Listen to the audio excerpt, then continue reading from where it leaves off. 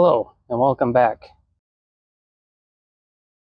Today I'm going to be working on a 2017 Chevy Equinox, and I had to look at the brakes on this thing.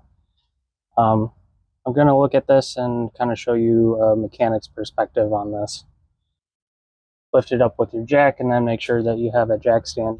Then next take your wheel off, and when you're looking at this thing, you can look at it from the outside and see this first brake pad here, but where the actual wear is going to be on this inside brake pad.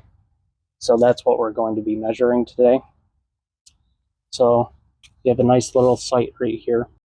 So if you can see that, you have your rotor and then your brake pad on that inside, and that's what we're going to be measuring. So grab your gauges here. I got these from Snap-on for, I don't know, 40 bucks. You could probably pick it up cheaper online. But just go in here, measure it. And it looks like this one, oh, that's a little too big. So based off of this gauge here, it says we have 4 millimeter. The other thing that we want to do is we want to check these slides here. So grab your C-clamp.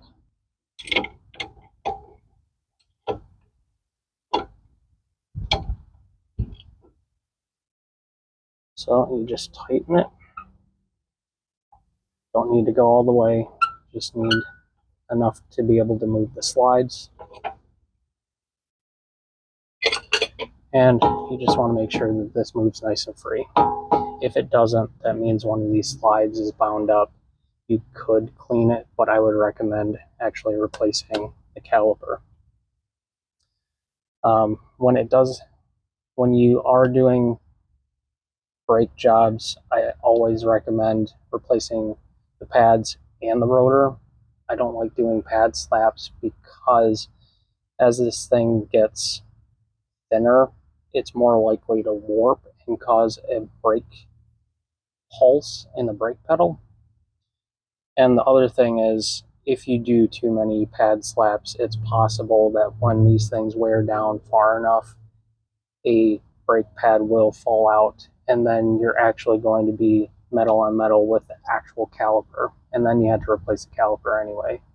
So rotors really aren't terribly expensive versus a caliper. I mean, you're talking, if you go to an average parts store, 60 bucks versus 150, 200 bucks for this thing. So to me, it's worth it to replace this when you're doing a brake job. Since we have the wheel off, we might as well check the rest of the suspension too.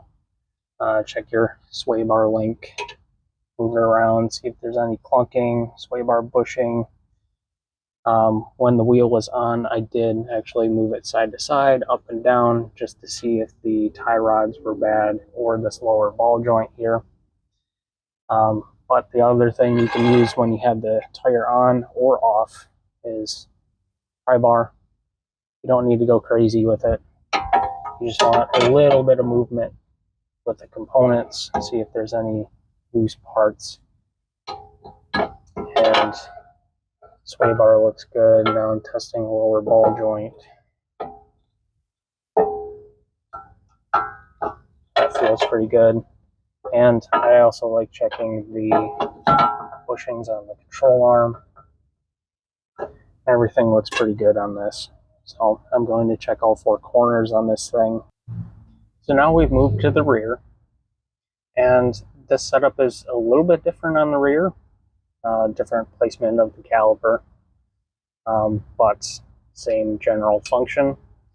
The other difference is the rotor. This piece right here, inside here is your parking brake, and it basically works like a shoe and drum setup. You'll have shoes on the side in here, and the drum is this piece right here, the hat, if you will, of the rotor. And when you pull, or whatever mechanism is inside your vehicle, this one I think is electric, but the older ones were a little handle in the center console. But when you pull that, there's a cable that comes underneath here, pulls the shoes apart, and prevents this from spinning.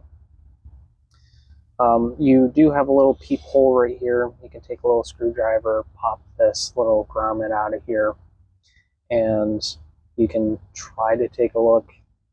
Can't really see the shoes unless you take this off, but it is possible, and I've seen this before. The shoes do pop off of here, and it'll basically be metal to metal inside this rotor, and it'll cause all kinds of racket. And at that point, you can either have it removed if you feel comfortable with that, or you could have it replaced. So same general concept here with the caliper. Check your measurement in here, and I did already, and it was 5 millimeter. And compress it and see if it moves. If it moves, good caliper, don't need to replace it. So yeah, now that we've checked all 4 corners, remember when you set this thing down, since we pushed the caliper piston in on the calipers, if you start this thing up and move it, you won't have brakes. Make sure that you pump the brakes in the vehicle before starting it and moving it. So if you enjoy content like this, please give me a like, subscribe, and leave a comment if you have any questions or comments.